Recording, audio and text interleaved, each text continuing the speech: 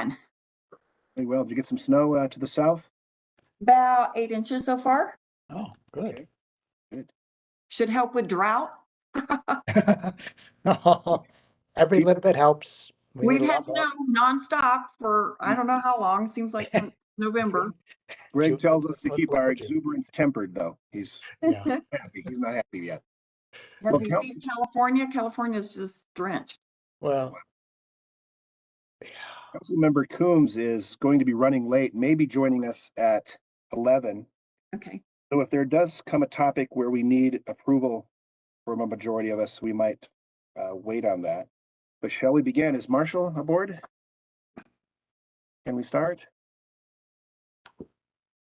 Not seeing Marshall yet. We can just give him a couple of minutes. Here. Sure. We'll give him a Yes. Yeah, he's on. He's logged in. Oh, okay, there it is. Yeah, we're okay. ready. Yep. Fantastic. Councilmember Bergan, any changes to the minutes that you'd recommend? No. Minutes are approved. Item 2A, Steve Fiore with a construction change order report. Hi, good morning, everyone. So we had one change order this month. This was for the Griswold treatment plant surge tank project. Small little change order, $9,000 and change. This was as a result of a conflict between heating and air conditioning ductwork and electrical ductwork. No other way to state it. This was a design error by our engineer. So it was a mistake made when they were developing the HVAC plans and electrical plans. Those are done by different engineers. But when they pulled the set together, nobody looked to see that they were putting each other's design in the same pathway. So we had to relocate some lights and some ducting in order to make it work out on site. So that's what this particular change order was. Is there any questions? No questions from us, it looks like. Thank you very much, Steve. Thank you. Murphy. John Murphy, how about a water supply update, sir? Yes, thank you very much. Good morning, everybody. Well, you guys have the report. If you have questions on that, be happy to answer them. We're kind of still in our pattern of monitoring the snowpack. It's a little early. We seem to be doing better in the Colorado Basin so far this year than the South Platte and the Arkansas, but this snow is going to help a little bit. More seem to be more of a front range storm than a mountain storm, but that'll help with the soil moisture down here. So we're still in the pattern of using water from storage. We don't really have any water rights this time of year, but we are moving water over into Spinney Mountain Reservoir from the Colorado, Arkansas basins to get Spinney back up. It was pretty low, so this is a pretty typical operation this time of year. We'll carry that on into the spring, making room over there for their water rights and leaving some room over here for ours at the same time. Okay. Questions? I have one. Thank you. So how are the reservoirs in terms of water levels? Well, we're a little lower than we'd like to be. As of the end of December, we were at about 55% of storage. 55. Okay. So a little lower is a little understated. We're Yes, we're lower. How does that compare to last year? Yeah. The reservoirs. So last year, at the end of December, we were, let's see, looks like about 10,000 acre feet more in storage, a little bit more than that than we are this year. Okay. But that's end of December, right? Oh, you're doing end of December to end of December, I guess, right? Yes. In the water supply update, I'm looking at the graph on the last 5 years system storage graph. It's on page 7 of 126. Yeah, it's hard for me And- to multitask with. Yeah, yeah. So, I don't know if I could share my screen or not, Greg, but Casey can do presentation rights on that. It's fine. I'm okay. Okay, okay. Okay. But we are still projecting that because we're in this pattern now where we know we're not getting more rights, our internal use is all we're seeing on our demands. We can pretty much project out where we'll be by early April when we start to see runoff. We'll probably be about 48 to 49% of storage capacity in April, which is a lot lower than we've been since 2013. And you hear a bit about that when we talk about the water availability resolution. But that's what's driving a lot of that, as our reservoirs are not in a good place right now. Seems concerning. Thank you. Any more questions? All right. Well, we look forward to hearing now from the Citizens Water Advisory Committee on a quarterly report from the chair. Good morning, everybody. I'm Dick Eason. I'm actually the vice chair. Angie Binder, the chair, is unavailable this morning. So what is CWAC? The Citizens Water Advisory Committee was created to provide counsel and give suggestions and recommendations to the Water Department and City Council on all phases of budget, departmental work plans, operational needs, strategic planning, long-range capital improvements, and financial planning. There are 9 members, including 1 commercial ratepayer. CWAC members represent most of the wards, single-family homes, commercial, multifamily districts. They have different occupations, and everybody brings a different perspective and background. These quarterly reports are the CWAC's mechanism for communicating with City Council outside of the annual budget report that's given in September. The chair of the Water Policy Committee, Council Member Sundberg, is an ex officio member of CWAC. So, Council Member Sundberg, you're always welcome to attend and participate in our committee. Thank you. We usually meet the second Tuesday of the month at 6 p.m. Currently, these meetings are hybrid. Usually, the committee participates in 1 or 2 tours during the year. Because of the pandemic, those opportunities have been a little bit more limited the last couple of years. Last year, we did tour the Prairie Water System to learn more about this unique and groundbreaking project. Previously, most members participated in the department's tour of Aurora Water System. We have met at the Aurora Waterwise Garden at the Aurora Municipal Center with presentations on water conservation and visited Aurora's water offices in Rocky Ford to learn more about their role in working with the agricultural community and protecting our water rights in that area, which are fairly substantial. If there are any topics that any of you would like us to review or investigate on the Water Policy Committee's behalf, we would love to hear about them. Members of CWAC would like to say thank you to all of the Aurora Water staff for their continued time, support, and dedication to the CWAC and the city. In January's meeting last week, staff from Aurora Water, Stormwater, and Draining Group presented on the group's relocation from public works to water, as well as their responsibilities within the city.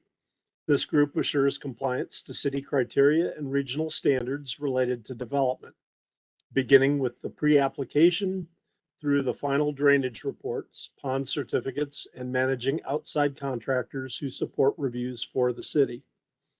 Staff presented on the proposed drought surcharge, which would change the methodology of how drought surcharges are calculated, and which I understand is later on the agenda for this meeting. The committee discussed the pros and cons of the current structure versus the proposal and supporting using the new winter quarter average calculation. CWAC encourages Aurora Water to implement a robust communication plan to educate customers on the new surcharges if approved by City Council.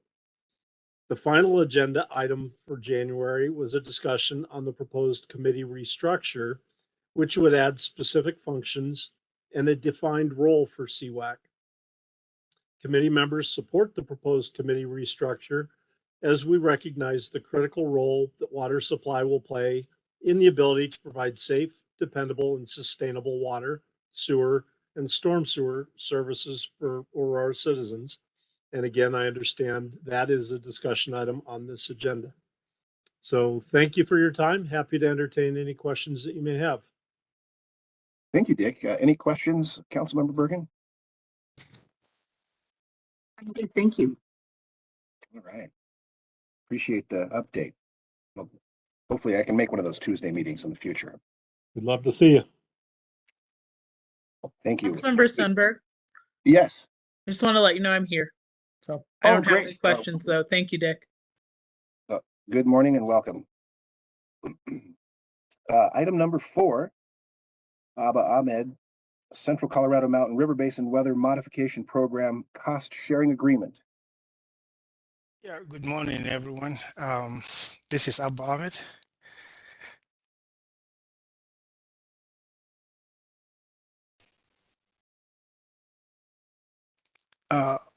Can you see my screen? Yes. All right, good.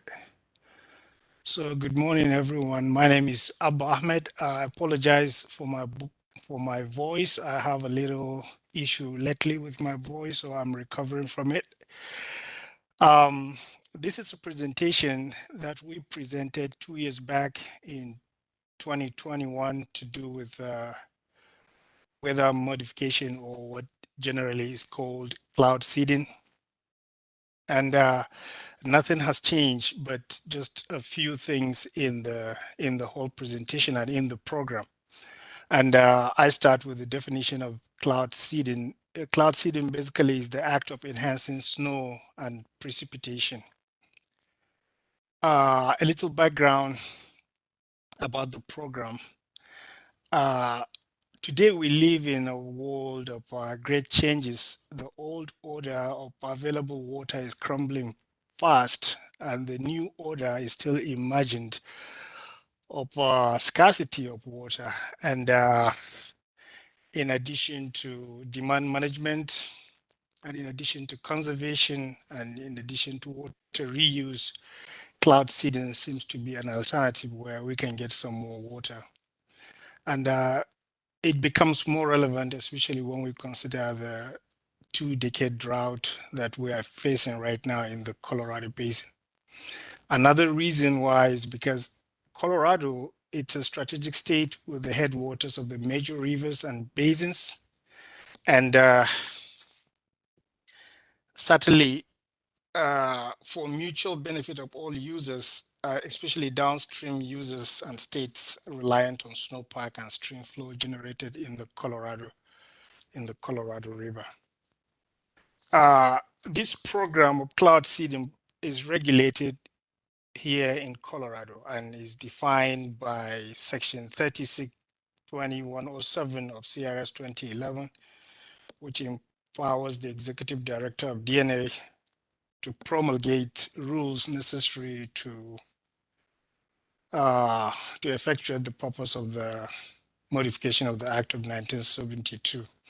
The purpose of the rules are to provide regulations, and this program of cloud seeding is basically regulated in the states. There are currently 6 permitted water modification programs in the state of Colorado. We have the Central Colorado Mountain River Basin, which is part of what we are members. Then the Vail Beaver Creek program, the Upper Gunnison River Basin program, Grand Mesa, San Juan Mountains, and North Platte Basin Airborne Cloud Seeding program. Recently, just a couple of weeks back, there was an addition actually on the Front Range.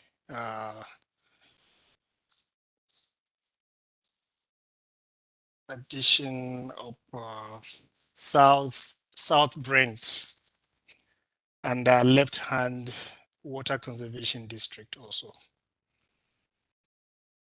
But they are not part of the CCMRB.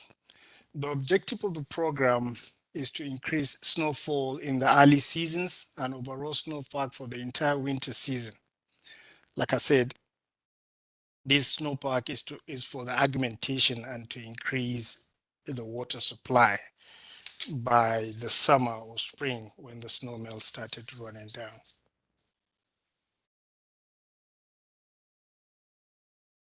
In this program, we use silver iodide as a seeding agent. What that does is silver iodide accelerate the precipitation process. And this silver iodide was selected because of its environmental safety and superior efficiency in producing ice in clouds. There are many other things that could be used actually, but this is more environmentally friendly than most of them. These silver iodide particles are dispersed from either the ground or aircraft. In our case, we use the ground because the aircraft is a little bit expensive and it's going to cost us some more.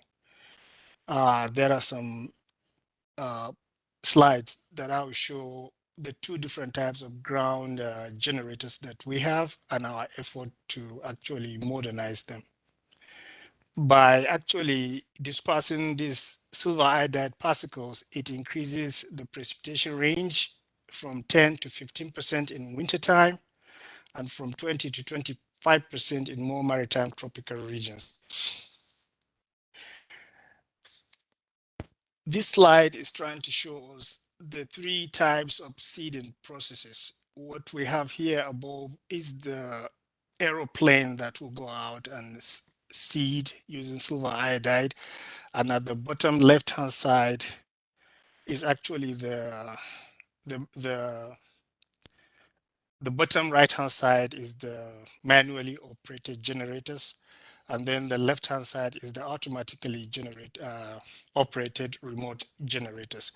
Now, at this stage in this program, we have 16 of these manually, operated generators, but we have only two, the automatically operated generators. The efficiency rate of the automatically generated generators is way higher, and we are making efforts to make sure that we actually change all our 16 manually operated generators to automatically operated generators.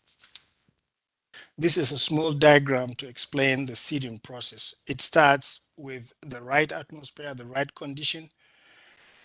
Once we get that, then we send a minute amount of silver iodide across using propane flame. Then the silver iodide particles rise into the clouds, and the silver iodide causes the silver and water to freeze and creates ice crystals. So with that weight, the ice is pulled down by gravity. So ice crystals grow big enough to fall as snow before evaporating downhill. The program has been effective because it's been around for quite a while. And while some of our some institutions and organizations are anti it, a lot of organizations, especially because of the climate change, are coming into it. So the available snowpack was evaluated by an annual snow survey done by the Western Water Consultants to estimate the cloud seeding program effectiveness. The results suggested that CCMRB program activities produced additional 94,413 to 112,652 acre-feet of water within the target area. This reference is centered around the CCMRB annual report of 2021-2022.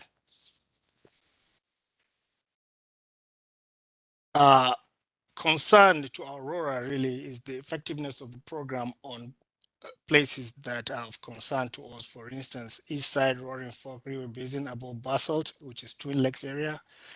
The report said we got about 2,972 acre-feet in the Frying Fan River Basin above Rudai Dam.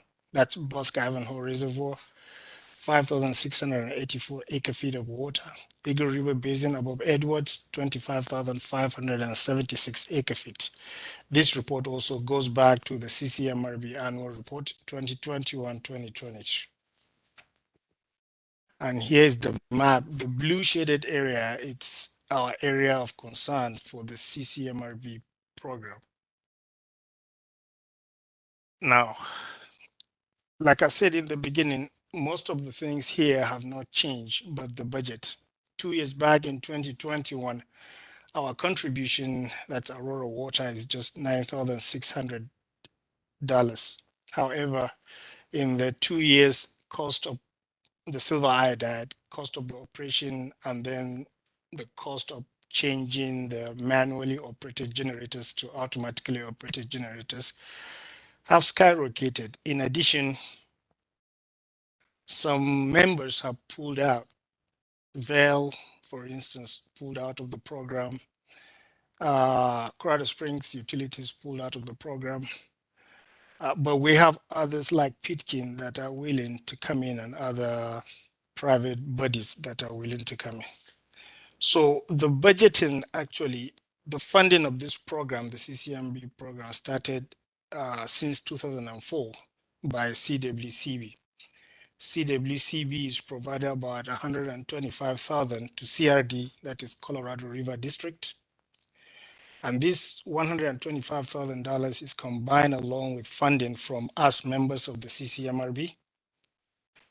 The Colorado River District assesses 3% of the gross contracted amount for fiscal/technical management, and 3% of that is about $3,750.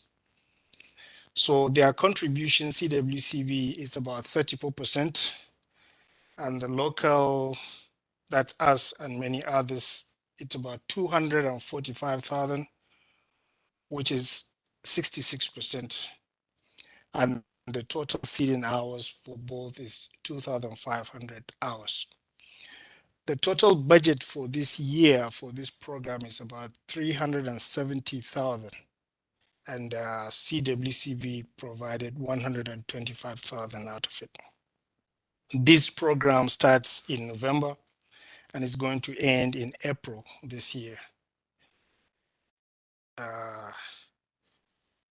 Like I said earlier, also, we're still using the manual, 16 manual generators and 2 remote operated generators. In all, the total anticipated funding source, it's about 450 from all sources, including CWCB. So we're bringing this to you, to the honorable members, it's already, the management took a look at it and approved it. So we have to bring it to the council, because last 2 years it was just $9,600, but now, because of all the costs that I enumerated above, the cost has skyrocketed to about $25,000. And personally, I feel this is a great program. It's mutually beneficial to all of us and our partners. When you look at the cost of an acre of water today, and the contribution of this CCMB program to our water sources and reservoirs is really enormous. So I present this to the honorable members for subsequent approval. Great. Thank you, Abba. welcome. Questions? I have one. Yes, please.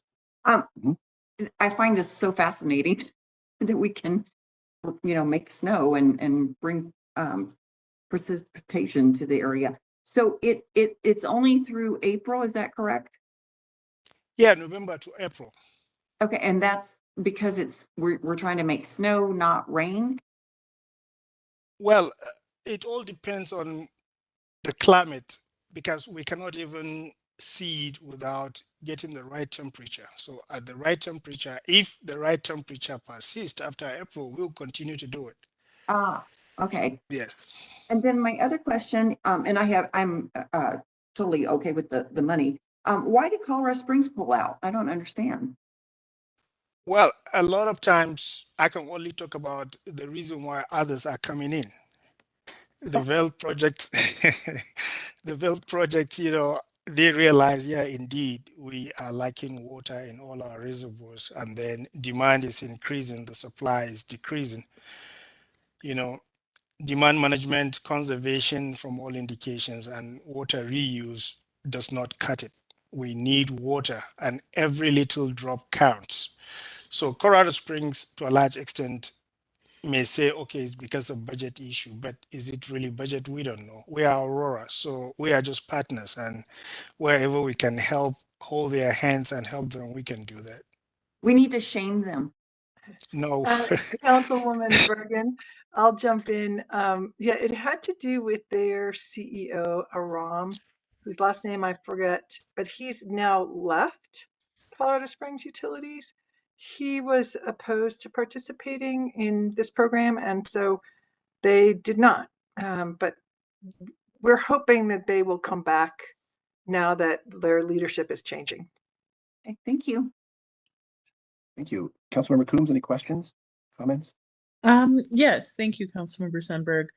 So I guess my only question is really with respect to that escalating cost.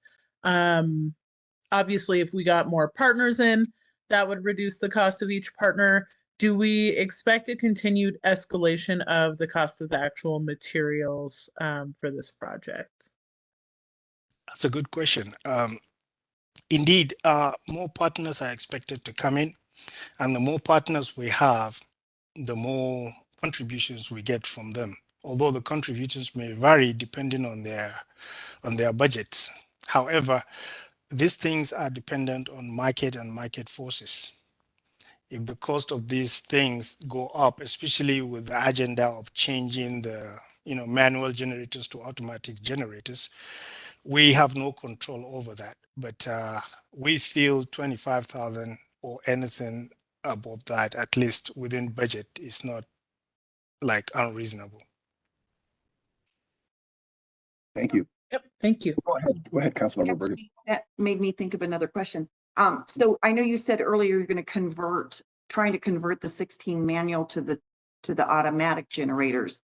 Is that a significant cost difference, or are we trying to just phase that in? Yeah, we're phasing it in slowly but surely. And is it very, is it very expensive to go to the automatic? Yeah, it will be a little bit expensive, so we're phasing it in slowly but surely. I mean, we get good results even with the manual. The only issue with them is when we get the right environment to seed, we have to go to the generators, and oftentimes we lose time. But if we have the automatic ones from our office, we can press a button and it will start seeding. Yeah, so that's it. But we still get results from the manual. Okay, thank you. You're welcome. Thank you. Now we hear on CWAC restructure proposal from Marshall Brown. And we get to see his new makeover. He looks 5 years younger and he's saving water in the shower, right? Younger is better and saving water is better, right? So two good things. Okay, well, thank you, Chairman Sundberg and members of the committee. Wanted to talk today about the Citizen Water Advisory Committee. You heard from Dick earlier on some of the latest discussions and what they've been up to. We've been for a while talking on and off about what we might be able to do to better utilize the Citizen Water Advisory Committee, have them a little more involved, providing value for the time that they spend with us on water issues. And so recently we had gotten into some discussions with a few different people about some of our opportunities and challenges in water supply space. Specifically, we get approached regularly. It'll vary a little bit from year to year, but regularly by people proposing new water supplies for us.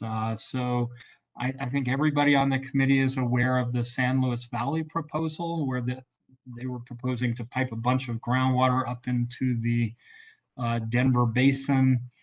They approached us a few years ago, and staff evaluated the proposal.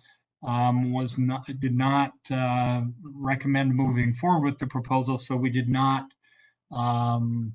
initially go very far with those discussions. They got a little bit less than happy with staff's evaluation, and so they approached some elected officials, both in Aurora, Douglas County, Denver. They approached a lot of elected officials with their proposal or pitch. We all know kind of how that ended, but we've received other water supply proposals as well that some of staff has received favorably, such as the London mine. Others we've not been as excited about and have chosen not to move forward with. Typically what happens if staff is not excited about these proposals, a lot of these individuals or entities like to reach out to elected officials and deliver their sales pitch to the elected officials. So one concept that we talked about recently, and we've heard at least 2 water supply proposals in 2022 that staff, one of which staff did not feel would work. The other one we said would like some additional information, and they then proceeded to call the mayor in spite of us saying, hey, give us more information and we'll evaluate it. So we have been kicking around the concept of using the Citizen Water Advisory Committee as a way to help vet some of those proposals and get an additional perspective on water supply proposals. So the concept would be if staff does not view the proposal favorably, then we would come or we would tell the proposer that they have the opportunity to present details at the Citizen Water Advisory Committee for potentially additional evaluation. And then the Citizen Water Advisory Committee would, would provide a recommendation to the Water Policy Committee. So with that concept, then we started visiting with a few others. Chairman Sundberg, I know we had a brief conversation about what other concepts might we be able to use the Citizen Water Advisory Committee for. And we've identified 3 additional concepts that we think would make sense to go to the Citizen Water Advisory Committee. The second concept, in addition to new water supply proposals that staff is not necessarily recommending, would be large projects that might use a lot of water but provide substantial economic value to the city. We are struggling on and off. We work with AADC and other groups as proposed businesses come to the city.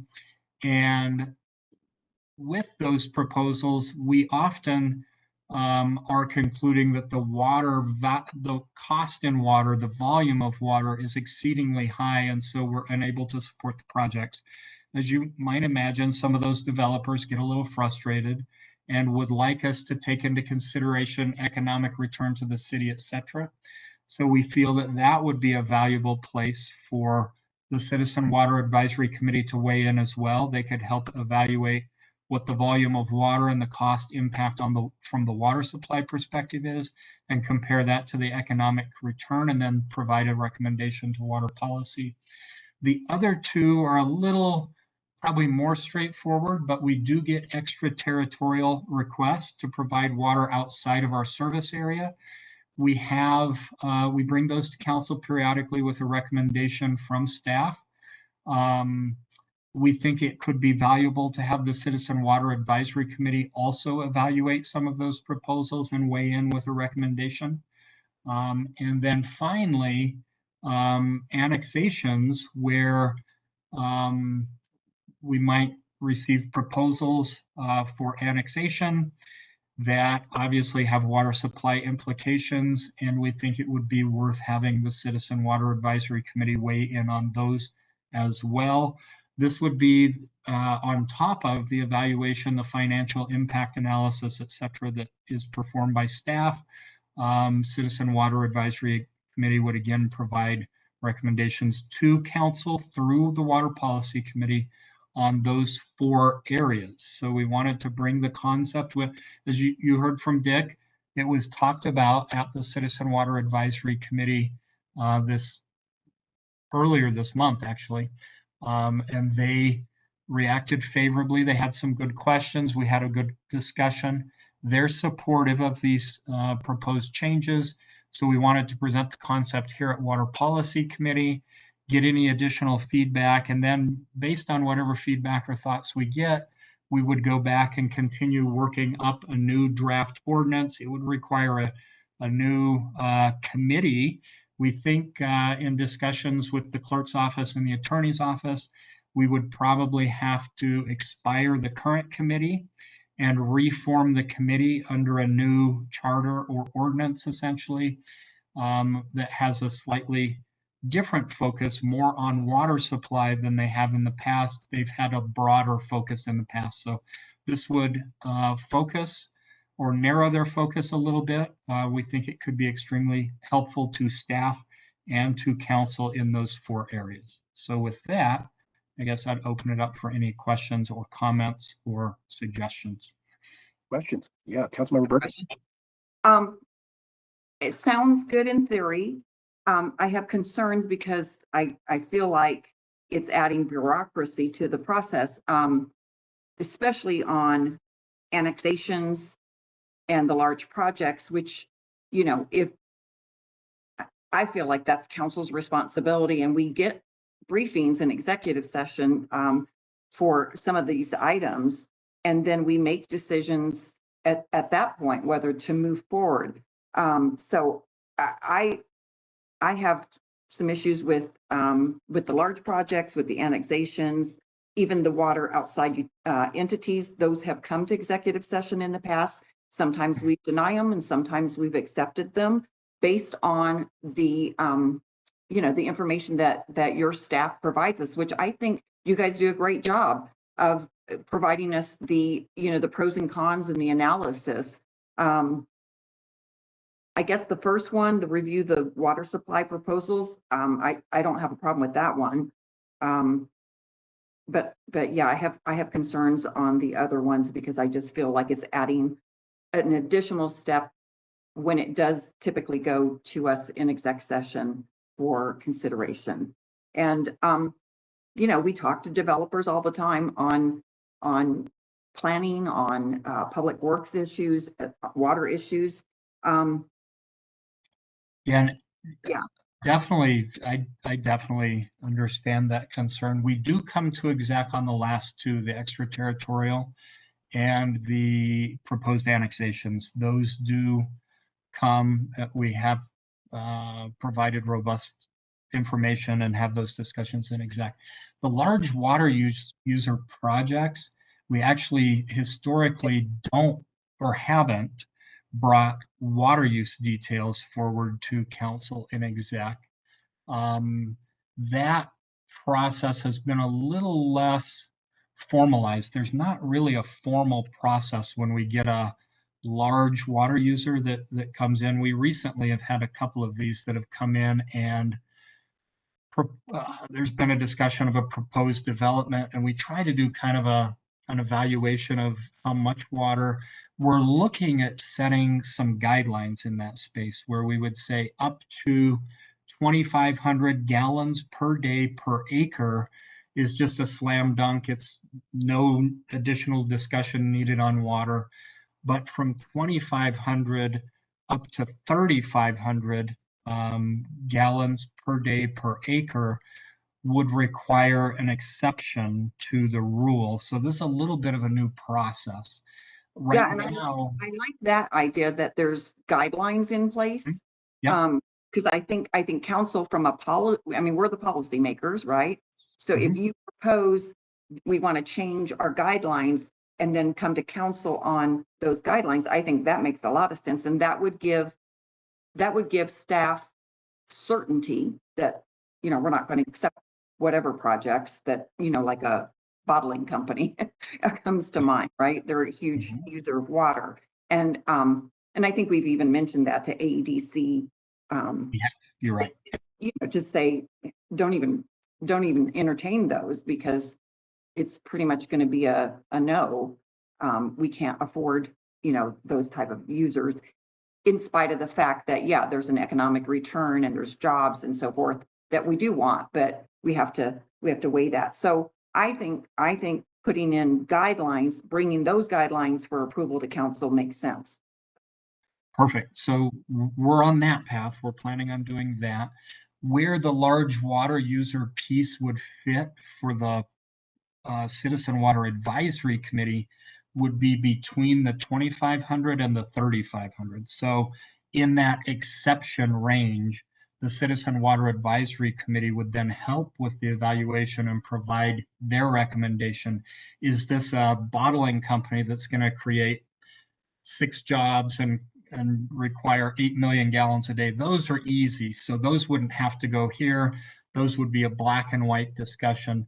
But if it's a, say, a resort that's proposing a water park, and they're now up to that $3,500 or 3,500 gallon per day per acre limit, it would allow that type of a proposal to go to the Citizen Water Advisory Committee for them to weigh in, because staff often on those, they may not end up at the Citizen Water Advisory Committee because what we do with those is we say, hey, your water use is way high. We need you to get that down. And we try to work with them on that. Some of them are agreeable and work with us and get the water use down where we're comfortable. Others are more resistant and say, no, we think we have a great proposal. This is what we want to do. And they, in the past, some of them have lobbied council on, hey, and we get in this kind of interesting space. So that's the little bit of a niche that we're proposing could go to Citizen Water Advisory Committee. They could make their pitch to the Citizen Water Advisory Committee for those exceptions, and then that committee could weigh in. Now, it may be that the Citizen Water Advisory Committee says, yeah, you need to get your water use down, and they still say no. And then it comes, obviously, council is the decision-making authority. So they'll all end up there unless they get down within those guidelines, and the committee could help with that process is the thought. But it would be for the large water user projects, it's kind of a narrow piece of that process. So I guess what I'm missing is what's the difference of the staff analysis versus the water policy committee analysis? Yeah. So staff, basically what would happen is if, again, it's this narrow niche, if the developer is not wanting to work with staff, rather than them lobbying individual council members or trying to leverage and basically fight against staff, it's saying, hey, if you think staff is not being fair or reasonable, here's a place you can go with your proposal or your pitch. Mm-hmm. And these represent the citizens or the public of Aurora. They can then engage in the discussion and weigh in on, yeah, staff is being a little unreasonable on this one, would like you to shift a little bit, or hey, developer, you really need to listen to staff, you're not being reasonable. So potentially trying to help in those exception process, the ones that are not black and white, before it would go to council trying to close the gap. So you can't stop a developer though, or a business from going straight to a council member anyway. So I guess that's the part I'm missing is, you know, they could say, too bad, I'm not going to the committee. I don't want to. I'm going to go. They could absolutely say that. It would give council an opportunity, if you get approached, to say, hey, please go present the details at this committee and get a recommendation or a thought from them. So council would have to be interested in using the committee for that help or that step or that part of the process. Again, it started with the water water supply proposal acquisition world. And then we were thinking, where else might it be able to add some value? And those were the 3 areas we came up with. The 2 extraterritorial and annexations, you're right, are well-defined processes. Those the committee could weigh in on. They're related to water supply, but it would be more whether council feels that it adds value there or not, and it may not. Though the one that I would probably suggest may add a little more value than the other 2 are these large water user projects because of the way we're adjusting the guidelines, and it would give you or the mayor or anybody on council the opportunity to say, hey, please go present the details there. And then you guys could come, one or more of you listen to the presentation, or you could just say, we're interested in that committee's thoughts or recommendation to us. But I think there's value with that one, probably Right. more than the other two. Yeah, I agree. And then lastly, you know, these are all volunteers. So how much extra time do you, I mean, I'm not okay with the outside entities or the annexations. The other two, I would be okay with. Okay. How much extra time would that add to them to put that on their plate? So these are not extremely frequent, either of these examples. What we would do is shift a little bit off of their plate. We would still give them overviews of the department and water supply and costs and how all that works, but probably not get into quite as much depth on our budget, for example, which also goes through the council process, and you guys are the decision-making body. So we would relieve some of those things off of their plate, add these things on, and we think with the shift, it may increase maybe by like 10%, but it would vary potentially from year to year. Last year, we saw 2 water supply proposals hit us. The year before, we didn't see any. So it's going to vary a little bit, and the discussion we had with them, they understand that.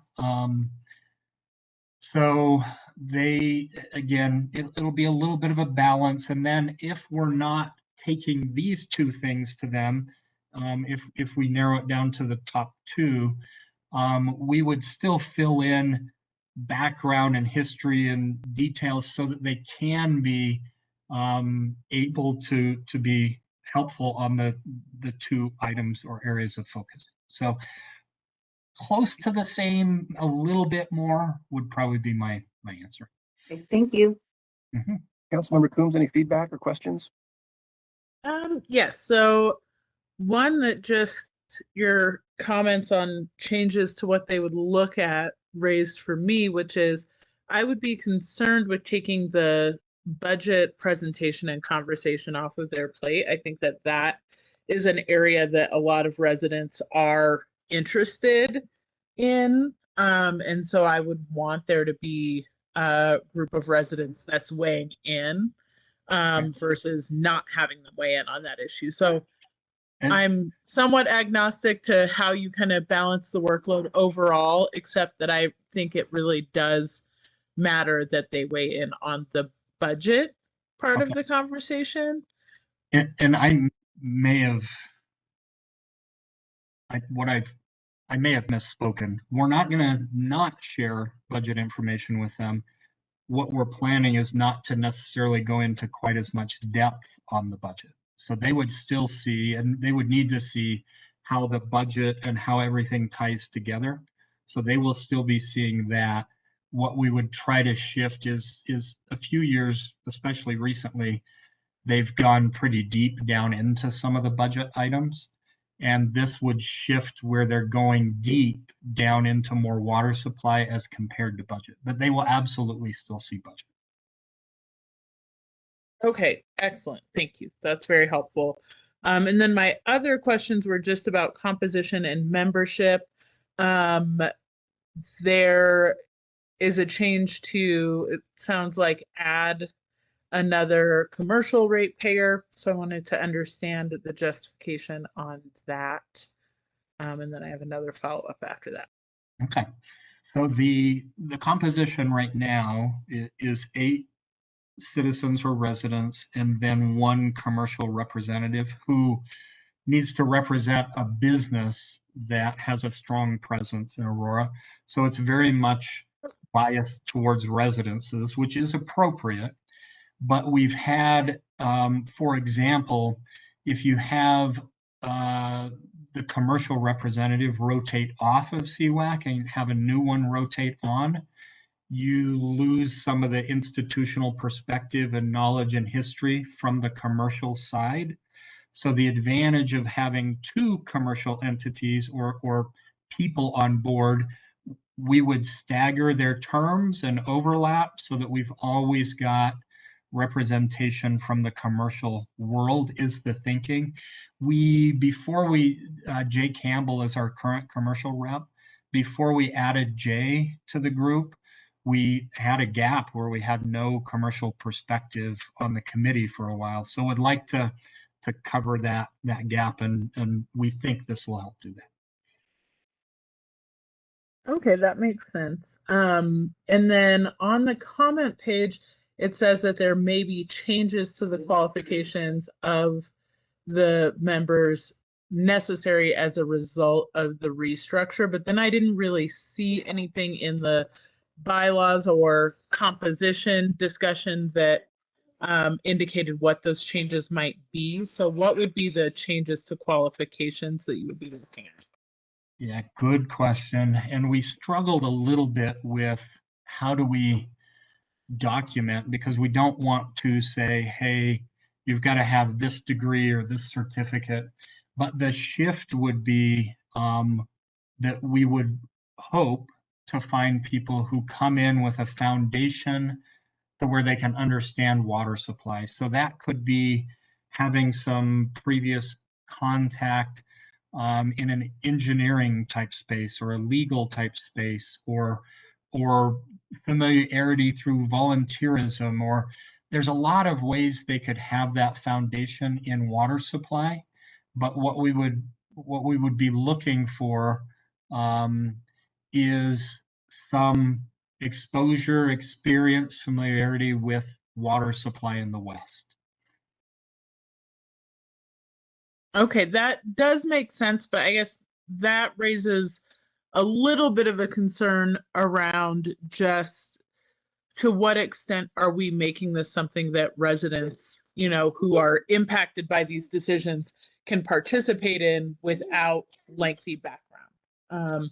And so that's, how do we balance we want folks who have the background, and we want to really hear from our residents what they think about the decisions we're making around water. And so No, that's I just don't want it to be a question of we get recommendations brought to us of certain folks that excludes people who I think we need to hear their voices about the impacts of water and water supply on them as residents and people who are using the water. No, you are absolutely correct. One of the things we thought about doing in the rewrite was requiring that people go on the water tour. Hey, you've got to go on the water tour before, but you can get the experience in other ways also. But a citizen, for example, what we would be looking for if they didn't work in an engineering or legal or water supply space is what initiative or interest or what learning have they done to become familiar. What we don't want to have is somebody on the committee who is not willing to be up to speed on water supply, right? So, but one of the ways they could do that is go on the water tour. We are, and I think I may have shared this here before, we are looking also at some additional water classes outside of the big 2-day tour, where we offer evening or day, couple hour sessions for people to be able to gain exposure and express interest. So that would absolutely qualify people to come. You did the recent can't remember the name of the group, but you did that educational thing. That would count. So anything like that people are doing, so that they just demonstrate they've got the interest and the stick-to-itness, I guess. They're willing to invest some time in water supply, so that they're not just coming in completely uneducated, or even worse, biased on misinformation. We need people who are willing to understand the world that they're going to be making recommendations on, which is one reason when the draft that we attached, it does stay a little more robust and open-ended, because we recognize there are a lot of different ways people can do that. Okay, that makes sense. And so other opportunities, like there have been times where we offer tours of Benny or things like that, that folks can kind of participate in some of those opportunities that are widely available. You know, I think the water tour often there's not a lot of space. So Right. that It could be always somebody- concerns me when the conversation is so and so's been on the water tour or not. It's like it's Yeah. hard to get on the water tour. So I'm glad those other opportunities would be considered. Yeah, it could be somebody who went through our water-wise landscaping program and just became extremely interested and passionate about water. And so there's a lot of different things that people can do to show that interest and the commitment and get in a good place. So Okay, excellent. Thank you. Any additional questions or comments on this topic? Sounds like there are some concerns about possible extra red tape or a hoop to jump through for a developer or a business. Yeah. Is this something that we want to hammer out further or bring it before a study session? What do you think, Councilmember Bergan? I mean, I would be fine with the review of the water supply proposals and the large projects after the guidelines are set. I still have issues on the annexations and the outside providers because it does come to us from to exec session with a very thorough analysis from staff. I have the utmost confidence in what staff presents to us, and I just think that's an extra step that's not necessary. But I'd be fine on the other two, moving the other two forward for the CWAC committee. And maybe, yeah, I don't know. Yeah, if it would work for the committee, what we can do is focus on those top two, including putting together those guidelines, which are in process right now, but get those refined, focus this redirection for the Citizen Water Advisory Committee on the top two bullets. Again, the third and fourth bullet, I'm not concerned if we want to back off of that and stick with the existing process. I do agree it's well defined and it's been working. And then we could work with the Citizen Water Advisory Committee on the new proposal, the refinement and focus there, and then bring it back to water policy when we have those guidelines out there, and the ordinance or focus on the top two, if that works. I think that works to set those guardrails and bring it back to committee here and perhaps next month. Next month or two. Next month We or two, okay. probably, and the reason I say two is we probably need to do a little bit of work and get to the Citizen Water Advisory Committee to get the refinement kind of dialed in there and then bring it to this committee. So it probably will take us a couple of months. Okay, we'll look forward to seeing you again in a couple of months then. Thanks for helping to set the parameters there, everyone. All right, thank you, Marshall. And then moving on, Greg Baker, Water Availability Resolution Stage 1. Okay, well, thank you very much. Been very robust discussion already. In the 15 years I've been here, this isn't the second time we have asked council to advance a water availability stage. So whenever we do that, it seems to snow the same day we do it. So pay no attention to what's going outside your window. We talked a little bit early on during the water supply update about what our concerns are. But we are very concerned about what's going on. And forgive me, I do have a PowerPoint presentation, which I failed to include in your backup. We'll get it to you and it will be included in should you advance it to study session, will be included in that as well. So my apologies for that violation of protocol. So, a couple of things I want to kind of highlight, and Councilmember Sundberg is aware of this because we brought this to water policy last year twice, both on our drought action team presentation and our water management plan presentation, but Councilmember Bergan and Coombs were not on the committee at that time, so let me just review this quickly. We do have a water management plan in place, which gives us guidance and direction on how do we meet demand challenges when supply cannot meet demand. These are authorized under city code under 138.223, so it gives us some enforceability efforts here. But it also gives us flexibility with the water management plan as a more administrative document, which the last one was passed in 2017 by resolution by council, but it is still in effect today. So when we talk about water availability, what it is a demand management side. When we come back and say our current supply may not be able to meet our expected demands, then we need to do something to try to curtail our demands from our customers.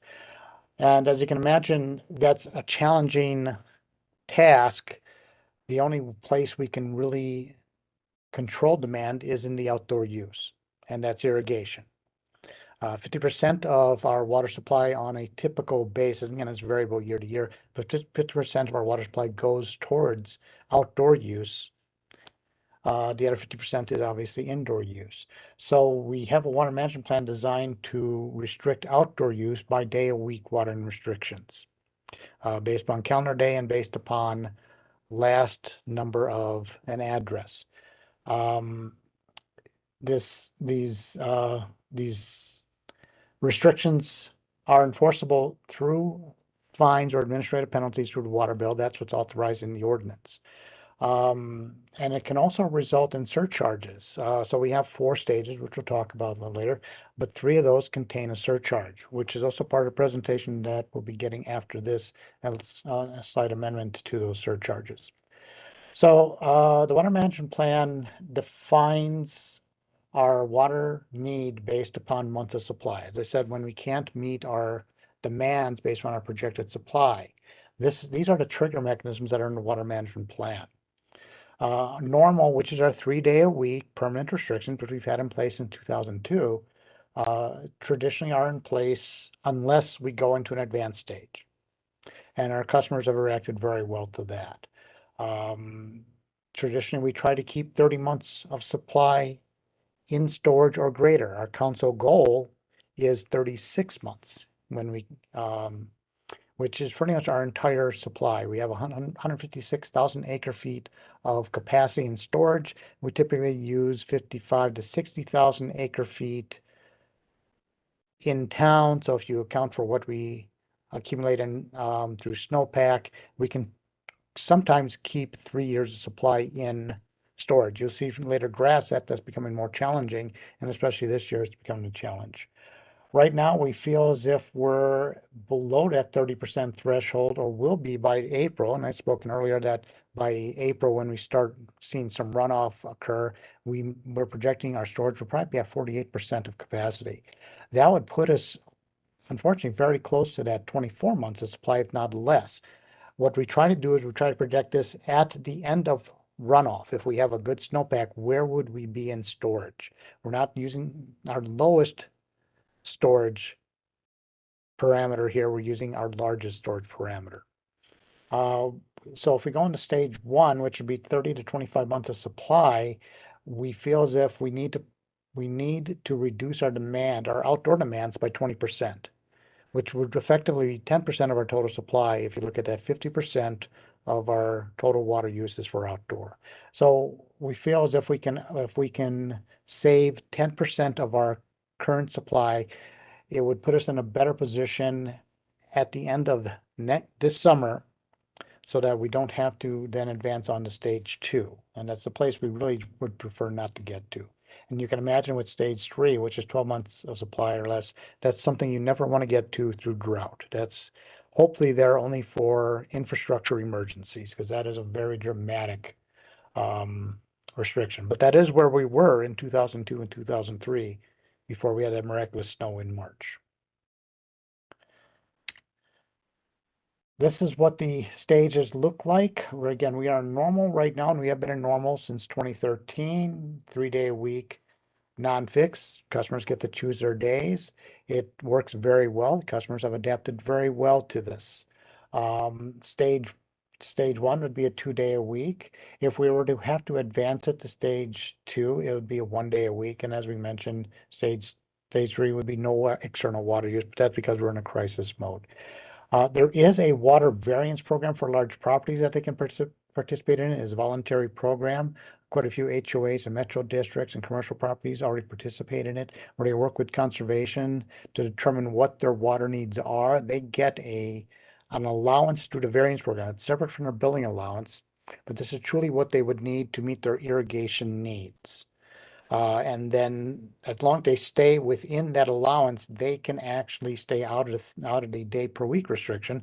Mostly because large properties would be very challenged to try to water their as much area as they need to on 2 or 3 day a week, result in real challenges there. So as long as they stay within the parameters set by conservation and their regular communication, weekly communications on these, they can stay out of the day per week. If they do not stay within their allowance, they would then revert back to day per week, which again would be challenging for them. A couple of these charts here, I just kind of want to set up where we are in storage. This is what we were talking about earlier during the water supply update. This is right now, granted this is end of year, it's still dropping, but we are still well below where we were last year. The purple line is 2022. 2021 is this kind of reddish line here. So Councilman Bergan, to answer your question, how far below we are from last year at that time, that's the delta between that. And last year was not a wonderful year. We have been down in storage, frankly, since 2015 is the last time we were full in storage. If you take the 5-year average, the last time we were even reasonable was 2017. That's a tremendous gap between those two. So this is very disconcerting to us. Many of you have seen this chart because we use it quite often in our council ward presentations. It's a great way to show historically where we've been in Aurora's system. The black line represents our storage capacity. So we've increased our storage capacity over time. We've even taken storage capacity offline from time to time. For example, when we were doing work at Homestake Reservoir in 2012 and 2013, that's what that gap is there.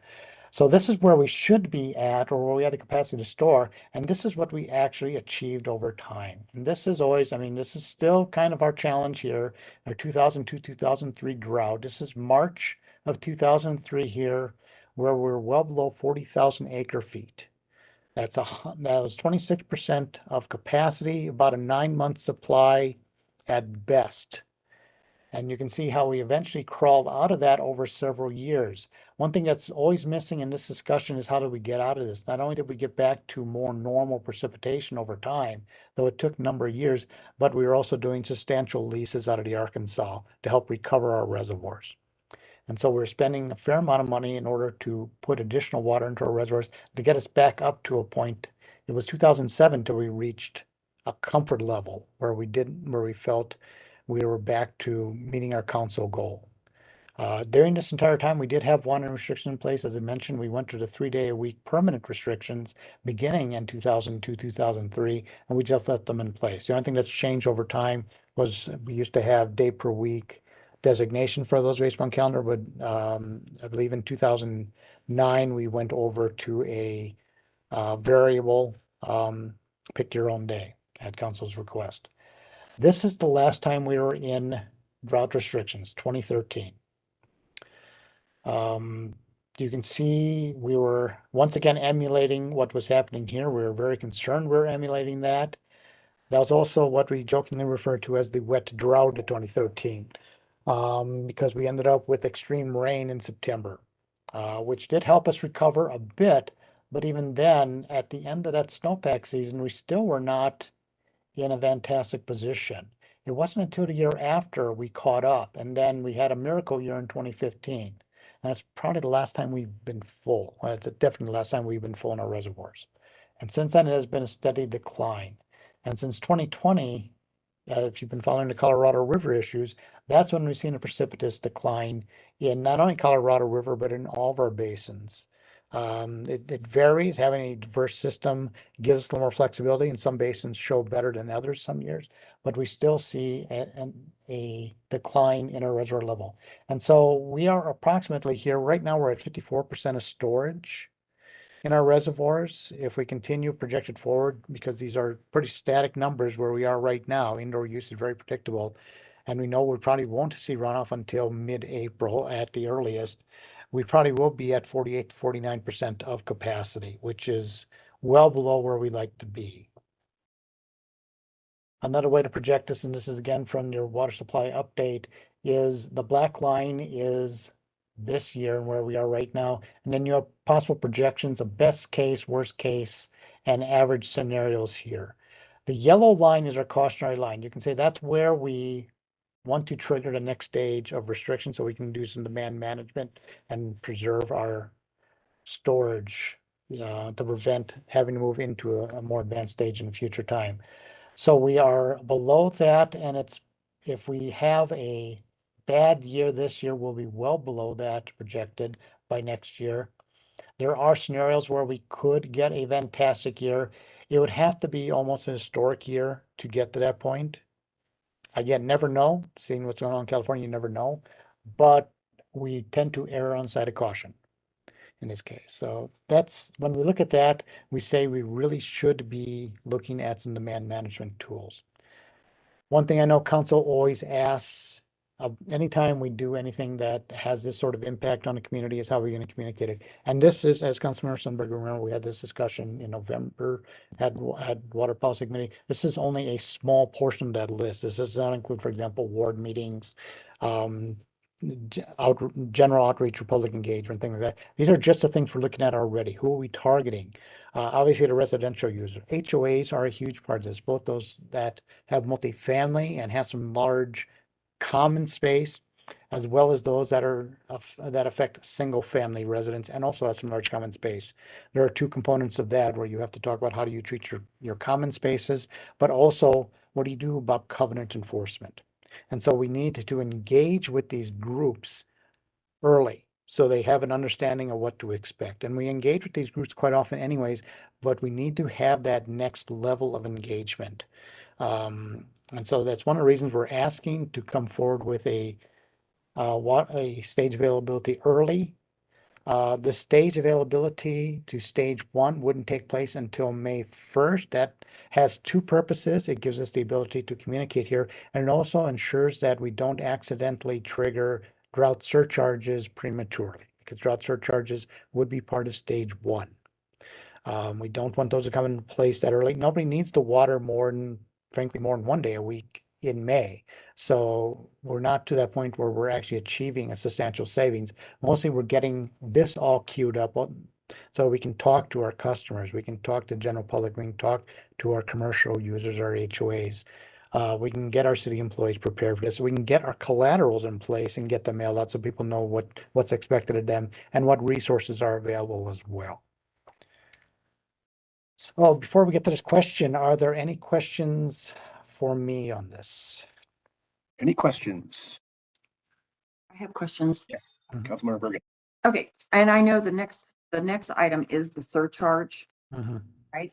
Adjustment to the rate ordinance. So I'm really actually more concerned about that. But on this resolution, can you explain better the stage 1? Maybe I'm not paying attention. How it changes exactly. Okay, thank you, Councilmember Bergan. Right now, as I said, we're normal, which is 3 day a week, pick your own. What stage 1 would do is for residential customers, it would put them at 2 day a week watering restrictions based upon their address. So they would get a postcard in the mail that says, if your address ends with an odd number, your watering days are these 2 days a week. And here are the recommended watering levels. You do that to achieve those 2 days a week without being wasteful. Okay. Okay. And it's the same amount of minutes on those, whatever, I can't remember if it's 15 minutes or whatever. It will, yeah, it probably will be close to that. One thing about the 2 day a week is our water conservation supervisor, Tim York, actually tested this on his yard last year because we haven't been there. And so we don't necessarily have firm data on what that looks like. It's what we need to get to achieve a 20% savings system. So my concern is it's always put on the residents, and we just got rid of turf. Like nobody can put turf in their front yard unless it's that other grass. We got rid of water features. We haven't even evaluated the effectiveness of that and how that helps our water conservation. I mean, people's grasses are going to die. Their yards are going to die. And so our HOA, for example, puts out fines to people who have brown grass, you know, because they didn't water properly. Mhm. And that's under the 3 days. So I see they're, you know, they're going to end up with more fines from the HOAs because their grass is not going to look the way it's supposed to look. And you know, in this climate of inflation, and by the way, my Excel bill was $770 this past month, and I can't afford that. I mean, I don't understand, you know, people, we're not wealthy in my household. People think we are, but we're not. And then our water rates went up already. You know, we've added the tiers in, and I know that's the next area, but I just feel like we're really putting a lot of burdens. I get that we have to conserve water and we need to do everything we can. But we've already put a lot of steps in just this past year. Right. And Well, if I could, go ahead. you are absolutely right. We're asking a lot of people. The measures we've been putting in place are kind of long-term sustainability measures to try to shift community water use to a space where we don't have to do these short-term things. You don't believe me, I'm the least popular person probably in the city when we do these watering restrictions. And I'd rather never do them. And so that's a lot of why we've been doing the turf adjustments and the tiered structures and all those kind of things are to create efficient long-term uses, water uses in the community. It's going to take a little while for all those to take as much effect as they need to. These stage reductions are not long-term sustainability measures. These are more, our whole water management plan is a short-term emergency plan because we don't want to get into a scenario where we can't provide water to people, primarily for essential use. So you made a few really good points. Part of the communication plan is to coordinate with code enforcement and the HOAs and metro districts on, look, we're in an emergency water supply scenario this year. None of us, the city, nor the HOAs or metro districts should be levying fines when we're in a stage 1 or worse. We hope to never get to worse Right. restriction. Mhm. So that is part of the plan, and that's part of why we're bringing this forward as early as we are, is to be able to get out there and start those communications and tell people we're in a crisis, an emergency this year. Don't be levying fines because of brown grass or stressed landscape. Turf, bluegrass, most turfs go dormant, so they don't necessarily die, but they do look more brown. They don't look great. And we don't want to have fines going out to people for those conditions when we're in a crisis. So Greg, can you put the graph So back up and if we get a good amount of snow. Yeah, and that's why I was going to I want Greg to pop this projection slide back up and kind of walk through the mentality or the thinking. The one that projects scenarios, Greg. Yeah, that one. Oh, this one? Yeah, this one. Okay, so you see here we're in the black right now, or we're the black trace. Yeah. Last year we danced right, and Greg mentioned the yellow line is our caution line. It's where we have to start considering a crisis or an emergency from a water supply perspective. The true emergency is that orange line down there that we never want to get to. If we hit that level, we're looking at a stage 2 restriction or much worse. So what we do with this yellow line is we evaluate this stage 1 restriction. Last year, we danced right on the line for basically the entire year. And so we did not bring a recommendation to council because we're all just as sensitive as what you talked about on this stuff.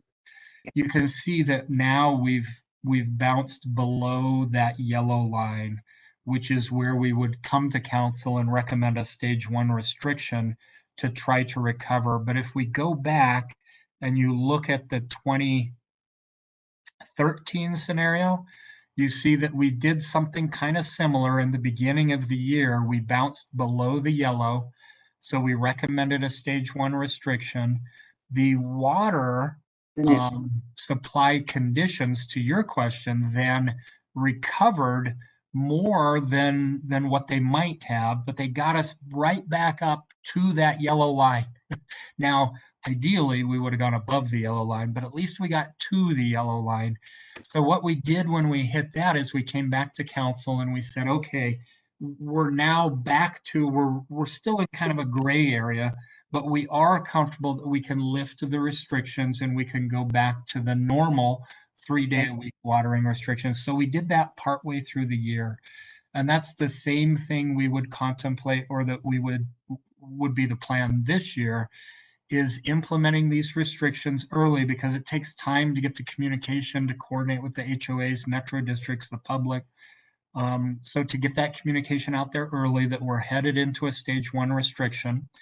But if we see, you see the kind of worst case scenario and best case scenario projections, if we end up where it looks like we might, but we are still very early in the year, but if we end up doing what we did in 2013, where we bounce back above that yellow line, and it's trending positive, we would then come back to council and say, hey, we can lift this, and we would then thank the public and the HOAs and everybody for their cooperation and help in getting through the crisis. So that's kind of the mentality that we use and the struggle that we have. But you're spot on with all your observations and concerns. We can't buy eggs anymore either, you know. No, that's crazy. It is crazy. And eggs, I'm gonna get some chickens. I know. That's what I told my wife. I'm like, I never wanted chickens until this year. Yeah, and I don't know. I don't even know. I need to make time. I've got to call Excel. I don't know what happened to everybody's Excel bills this last month, but they like doubled. All of our bills doubled. Mhm. And freezing literally in my house right now. Okay, everyone.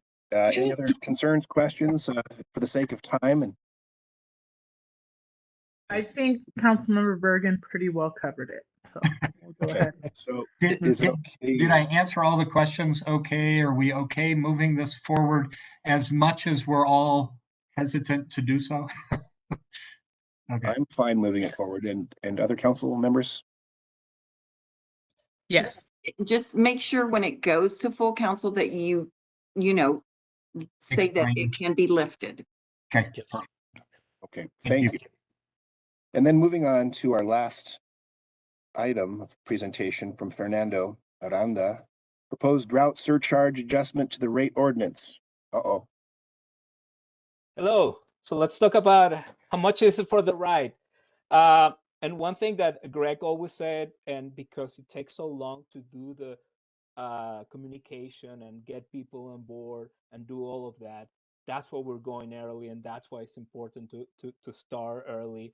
You can always get out of the drought a lot faster than getting in, and that's also very important to mention. If the snow is there, you can live this quite easily. Getting back into the drought, that's usually takes months. So that's why we're starting with this. So let's talk about the drought surcharges. It's important. There's a few things I want to mention. One is there are drought surcharges already in code. So as soon as a drought declaration is approved, drought surcharges go into effect. So we already have in the code some surcharges. I always update those when we do rate increases. And to be honest, I've been doing it kind of manually. I have a model. I've been doing it and never thought too much about it. Last year, when we really thought about going into drought, I started looking at those more and more and be more critical about those. And I started looking at them and see, you know, something, there are some things about these surcharges that I don't like. And I'm going to talk about that and propose different type of surcharges that I think are going to be better target, and they're going to be better at the end of the day. So next slide. I'm going to talk to you a little bit about the existing surcharges. What do they do? How do they apply when the drought declaration is in effect? What challenges I see with those surcharges? The proposed new methodology, and what do we do next if we go forward with these new surcharges? So in the next slide, as Greg mentioned, we have three drought stages, and these are the surcharges and the existing rates that we currently have. The surcharges apply actually to all classes, and on stage 1, where we ask people to do a 20% reduction in outdoor usage, these are the surcharges. For residential, the 0 to 5,000 gallons, we do not surcharge. We know that that's the indoor usage, and we try as much as possible to not surcharge that, because that's indoor usage. We really try to implement or surcharge your outdoor usage. Now, because the structure for commercial and multifamily really is different than for residential, all of their usage is actually surcharge. So that's the first thing I usually have issues with the surcharge, is that commercial and multifamily, all of their usage is surcharge. The other thing is that the way we calculate this, they apply for the whole year. So if you go to declaration next month, we will start surcharging right away. So think about it. Some people might not start their sprinkler system, and we will start surcharging just the way they work. And that to me creates an issue, because you could see some reporter interviewing someone say, do you have your sprinkler system on? No. And I've been surcharged by outdoor water, which creates an issue. And that's something I've been kind of struggling since last year when I think about these surcharges. And that's something I want to fix. I want to work on. Now, I started about talking about the surcharge, but something is important that I didn't mention this. When you are in a drought, and it's one of the most difficult times for any utility, you actually are asking your customers to use less. Your revenues are less, and you're losing some of your revenue stream. Surcharges have, against two main goals. One is to send a price signal to your customers to actually not use as much water, so achieve that reduction that you want. But also, they recover that revenue loss. So there's those two components that, in some cases, they look go against each other. You want them to use less, but also you need to recover that revenue. And you may ask, hey, people are using less. Shouldn't your costs go down? Some of them, yes. Some of them go down. But because we're utilities like ours, almost 90% of the costs are fixed. So what really goes down, which are electricity and chemicals, is really, really a small portion. And during a drought, we sometimes have to, in this case, maybe go and acquire leases to increase the level of those reservoirs. Or maybe we have to go and hire more temporary workers to help with the messaging, with help with the conservation efforts. Any saving that we have is really offset. So what we really have is actually revenue losses that we have to offset, and we have to really recover. That's part of the reason of the surcharges at the end of the day. So again, in every scenario, we have a revenue loss that we really need to recover. And stage 1 is 20%, stage 2 is 50%, stage 3 is 100% of outdoor use. With all honesty, I've never really want to be there. That we call it the nightmare scenario, apocalypse. Like that case, there's no outdoor usage at all. Car washes are outlawed pretty much. We really don't want to be there. It's a scenario we have to calculate, but we really hope would never really have to go into that drought stage. So these are the current one, and as I mentioned, they apply to the whole year. The surcharge is lower, but again, it applies to all of the usage throughout the year, and only that 0 to 5 is the only one that doesn't is not surcharge. So let's go to the next slide. And yeah, we can start implementing this in April. And the reason we can start in April is because we just changed billing systems. So we're the billing system, one of the things is that we have to put the drought surcharges. So the early we can put it is really in April. We kind of coincide with how long it will take to go to council and get the drought declaration approved. Again, the surcharges apply to all the usage. So even if we applied and stayed in drought, even after people closes their sprinklers in October, November, December, those surcharges will stay in place. Not really what you want if what you want is to incentivize reduction in outdoor usage. The only usage that is not surcharged is that 0 to 5, which is a lot of the usage for residential. A lot of our customers use between 0 to 5, but it will apply to a lot of multifamily and commercial. So let's go to the next slide. When we start thinking about this, we came up with a different option, a different surcharge option that will target more specifically the outdoor usage. And that's an option based on winter quarter average. Again, we can start implementing this in April. And the difference is that we will surcharge only usage above that winter quarter average. What winter quarter average is the average of usage between December, January, and February. That's we do that calculation every year for what we charge for sewer. So that's a number we know and we calculate every year. And customers, I hope that they know because they get charged sewer based on that. So what we're doing is we're taking that number, we're applying a 10% because sometimes there can be variance, and we're giving them that cushion in there for the winter quarter average. And we're also giving them a floor. So if you had a 3,000 gallons of winter quarter average, we're saying that's okay. We're still giving you 5, kind of like in the previous structure. And that way we're giving customers that 5,000, or if they have a large family or they use during the winter more than 5, they're going to have that winter quarter average as their base. And only usage above that is what's going to be surcharged. Now, that's going to apply not only to residentials, but commercial and multifamilies.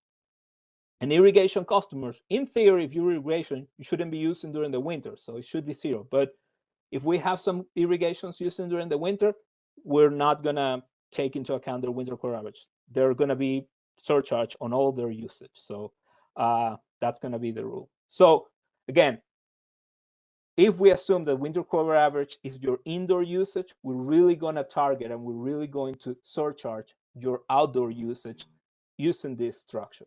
So let's go to the next slide and kind of compare the two ones. So let me do just something I have.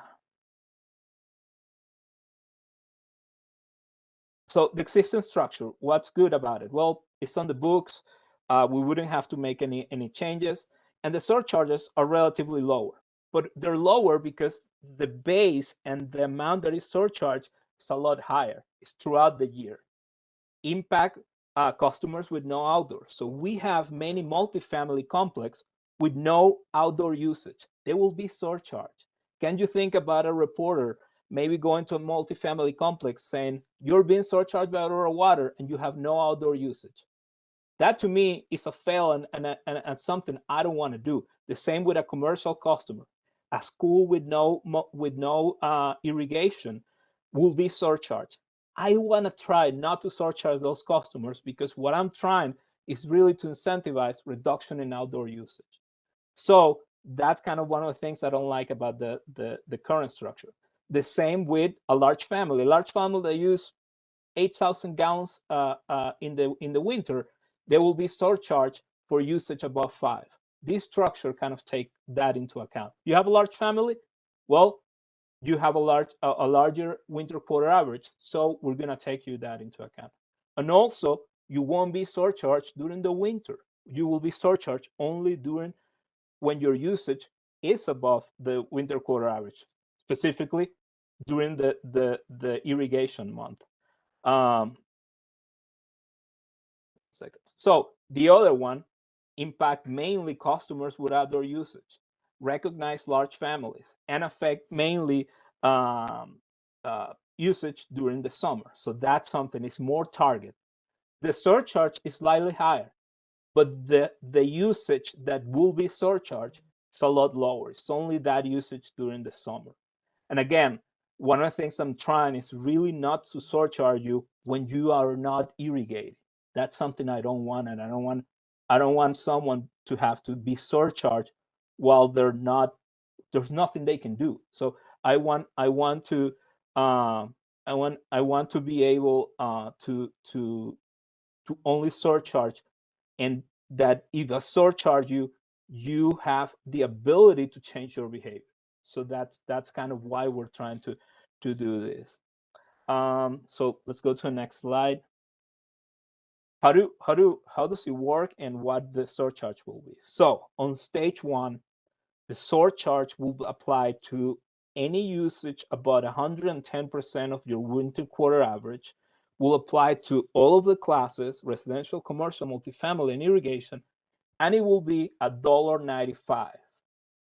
Again, it's higher, but because it's only applied to that winter quarter average, and that usage is a lot less, that surcharge is higher. And the other thing is the same surcharge for everyone, one rate, and it will be, I believe, easier to explain to the customer. Now, if you go to stage 2 and you go to in that case, we ask people to reduce their usage 50%, the surcharge will go up to $7.60. And in the worst case scenario, stage 3, we will have to surcharge. In that case, remember, there's no outdoor usage. So there's $12, but in that scenario, people wouldn't even be using above their winter quarter average. So you can surcharge irrigation all you want. In theory, they wouldn't be using. So we would have to surcharge the indoor usage. And in that case, if we really go to stage 3, maybe we will look maybe to other options. But right now, based on the winter quarter average, this will be the surcharge and the structure that we will be looking at. Now, how would this affect to residential customers? Let's go to the next slide and look at some examples. So our average customer in the city uses about 88,000 gallons a year, right? If we ask them to reduce their usage 20%, outdoor usage, after the reduction, they will use 82,000 gallons. They use about 5,000 gallons of winter quarter average. That's what we see on average. The existing bill before they reduce will be about $689. The bill with the surcharges after they reduce will be $3.66 or 0.5% higher after they do the reduction. Now remember, what we're trying to do here is be revenue neutral. We have a surcharges that only recover the amount that we're losing. For a customer that use a little bit more, again, after they do the reduction, they'll see just a slight increase of $3.27. Now, a large usage in this case actually will see a decrease because they are reducing more outdoor usage. They will see actually a decrease. So if customers reduce, and the more they reduce that outdoor usage, they'll actually be better off, and they will see a decrease at the end of the day. So that's just a couple of different scenarios. It will be based on every customer, but the idea is that if you reduce more of that outdoor usage, you will see a reduction at the end of the day compared with where you were before. So that's one of those benefits at the end of the day. Go to the next slide. So this is the impact for all of our customers and what we expect based on if they do the 20% reduction. About 30% of the customers will see decrease. 61% will see about $1 a month or less. between 7%, between $1 and $2, and a very, very small between $1 and $3. Again, the impacts are very small because what we're trying, again, we're not increasing the rates, we're not generating any additional revenue, we're just recovering any cost that we're losing because of the reductions that we're asking. Now, if you don't reduce your usage, are you going to see an increase? Yes, that's definitely something that's going to happen. But again, because this is a crisis, this is a moment where we don't have enough resources and we're requiring customers to reduce their usage, and we expect them to do. When they do, they won't see very, very small changes or impacts in their bill compared to where they were. So what's next slide? The next step will be, again, proposing this winter quarter average. This, to me, is a better structure. It's more target. It helps multifamily, commercial, and residential in a better way than the current one. And again, we're going to have a communication plan to explain the new structure. It's going to be on every type of media and type of information channel, and we'll try to explain people about that. Once you reduce, and the more that you reduce, you'll see benefit and reductions on your bill. So this is some of the schedule, or what's next, and what we're gonna do, and what we expect to have by April, and by then people will start irrigating and having things ready. Thank you. Yeah, I have a question or two right off the bat. Sorry, my dogs are barking. Door open.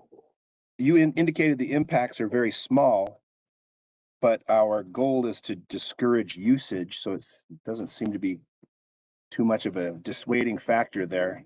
Yeah. And then also I wanted to say that the three of us here that are represented on council, I do believe we all voted for the price increase, and I think every at-large member did not, for whatever it's worth. Has there been consideration that the new rate increases that we passed will, in effect, act as a discouragement and help in this cause? Yeah. Does that make sense? I think those are great questions and points. What we've seen historically is that usage patterns do not vary much in the summer, regardless of our rate increases, which is kind of interesting. We even, during that 2013 drought, where we implemented stage 1 without surcharges, we didn't see a usage reduction then necessarily either. So a little bit of what we're trying here is based on historical trends or lack of trends in a positive direction, and industry findings from other places who have implemented restrictions or reductions. The mentality is that without a surcharge, the customers typically don't react. What we saw last time in 2013 was we saw people go to 2-day-a-week watering, and they bumped all their timers up, and they watered longer on the 2 days than they had been before. So the 2 days of watering added up to the same volume of usage as the 3 days of watering. So, which I think was a question that Françoise, you kind of highlighted earlier. So while the cost impact is basically non-existent for people who follow the guidelines, if they do not, the surcharges will kick in and their bills will go up. So there is a financial incentive, but only for those who don't follow the suggested watering reductions. So if people under the surcharge continue to use the same volume of water they did last year, their bills will go up roughly 20% because their usage did not go down 20%. So the revenue neutral and the cost neutral is dependent upon a reduced use of 20% per customer. Okay, thank you. Questions from Councilmember Bergan or Coombs? Yes, got Councilmember Bergan. Okay, first, Mhm. the surcharges that you're saying are currently charged on people without outdoor usage. How would they ever get a surcharge? Because isn't it above 5,000? So I don't even see that you would ever get a surcharge without even changing what we're doing right now. So the surcharges right now are not effective because there's not a drought declaration. There's not a stage 1 declaration. So no Oh, surcharges are being charged now. okay. If we implement a stage 1 restriction, and this is what we ran into, we knew we were going to go below that yellow line we showed late last year. So we got together and said, hey, do we want to go implement a drought restriction now because we know we'll need it by next year? We looked, as Fernando said, at the surcharges and said, well, if we do that, all commercial customers will see over the winter a surcharge start showing up on their bill, and they're not irrigating. A smaller percentage, but maybe 15%, 20% of our residential customers use above 5,000 in the winter. They would have seen the surcharge in the winter as well. So that was the reworking of the surcharge. I don't think hardly any residential would have a difference in the level 1 or stage 1 over the winter. I mean, when people don't typically go over 5,000 gallons in the It's a winter. it's a small percentage. We do So have Real a like small percentage. whatever, that wasn't a big deal to me. Yeah. I mean, you can spin it however for PR, but I didn't think it was very, didn't make a difference to me. So if you go to level 1 and you're only doing 2 days, you're supposed to be using less. So the theory is you don't hit those surcharges. Now, what happens is essentially you go from 3 days. People might do more watering, but Well, you go from 3 days to 2 days of outdoor watering. If you leave your timer the same, right. your outdoor watering goes down by a third, right? 33%. Okay. But the 66% that you're still using outdoor has a surcharge. So for me, Mhm. I just feel like I don't get any reward for reducing my usage because I'm in the tier 3, like that. I have a big enough yard that I hit tier 3. So I just don't feel like I'm going to get any benefit. I'm going to be like, whatever, I'm going to be stuck with $300 bills like I was last summer, or 400, whatever I hit. So I'm just like, I'm going to just leave it all on. I'm just kidding, but don't do that, because if you leave it all on, then 100% of that use gets surcharged, and so your bill will definitely go up higher than what you had last year. Now but how do if I follow the guidelines 2 days a week, leave it timer the way it's supposed to be, I'm still getting a surcharge. So your bill would look exactly the same as it looked last year. You would be using less water, paying the same amount. Paying the same amount. So it's not. Now, for large spaces, some of the larger yards and customers, there are opportunities in certain spaces. In most large properties, not all turf needs the same amount of water. So there is an opportunity, like my yard, for example, and I have a fairly large backyard. Half of the yard is exposed to sun all day. The other half of the yard is only exposed to sun half the day. So there are the half of the yard that only has sun exposure for half of the day doesn't need nearly the water that the other half of the yard uses. So there are opportunities in most larger properties to reduce water even more than the third we're asking. And then cost savings would show up on the bill, because not only are you avoiding the surcharge, but you're avoiding the base fees that you paid last year. So it will be asking people to think more about those kind of opportunities. They're not available everywhere, but they are available. Is that a smart, whatever, the sprinkler thing? a smart system can help with that for sure, because it'll monitor the soil moisture content. The different zones, even if people don't have smart systems, which will pay for the rebate, pays 100% the cost of a new system. So we pay for all of that cost for people to switch to those. But if they don't, most people still have zones. And so within the zones, if they will spend a little bit of time and look at the zones, they can typically reduce one zone even more than they might reduce another zone, and do that manually. So combination of smart systems and zone monitoring, especially like HOAs and metro districts, have opportunities in those spaces that they can take advantage of, and they will be able to lower their bill if they'll take those measures. Okay, and then last point. So if again, if we end up in a better situation, you guys aren't going to just keep us in a stage 1 when it shows it's better. So if we go away from stage 1, then we're back to the old. Yes, and the surcharges go dormant.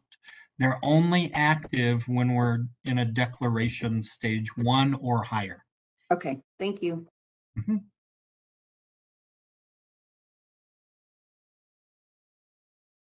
Sorry, Councilmember Coombs, any questions, concerns?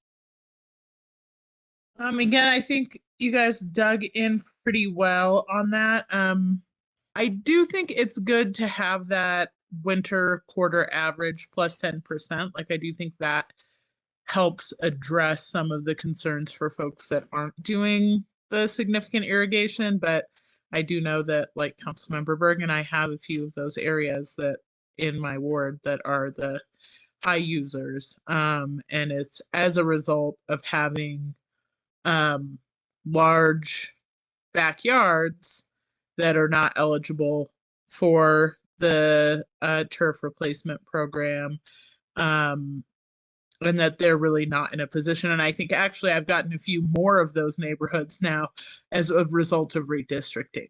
And so, I've heard from folks just a concern about being able to do their backyards as far as the turf replacement. And so I think we need to be sensitive for those folks that literally can't afford to replace their backyard turf on homes that they bought quite a long time ago. And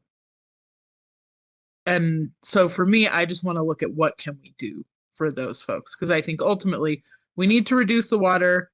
This process sounds like it makes more sense than the existing process, but we still do have a chunk of folks that are in a bad spot, and then I want to make sure we're finding ways to help them. Thank you. Any other questions, comments? Do we have a consensus to move this forward to study session? Yes. Okay. Yes. All right. Interesting times for water. Yeah. I don't have any miscellaneous matters for consideration. Anyone else? Wonderful. Our next meeting will be, I believe, Wednesday, February 15th, and Councilmember Coombs had a time constraint. Is that right on that meeting? I think I can probably move it around and ask to come at a different point. It's a series of presentations that folks have to give, and I can just ask for a different time slot for my presentation, I think. Okay, so it looks like we'll be good for at 10:30. Well, let it snow, let it snow. Yeah. The snow is And, really good. Yes, indeed. One thing, Oh, yes, Councilmember Bergan, yes. I don't have the February one on my calendar. Maybe I missed the calendar invite. Did you get one? I don't think it was sent out yet. Okay. To determine the time. Mhm. If they could do the whole year, that'd be great. Okay, good input. Agreed. I'll send you the placeholders for the entire year. Thank you. You're Thanks, welcome. Casey. Mhm. Well, thank you, everyone, and have a wonderful day and enjoy the weather. Thank you. Thank you all. Thanks. Thank you. You too. Bye, everyone. Bye. Bye.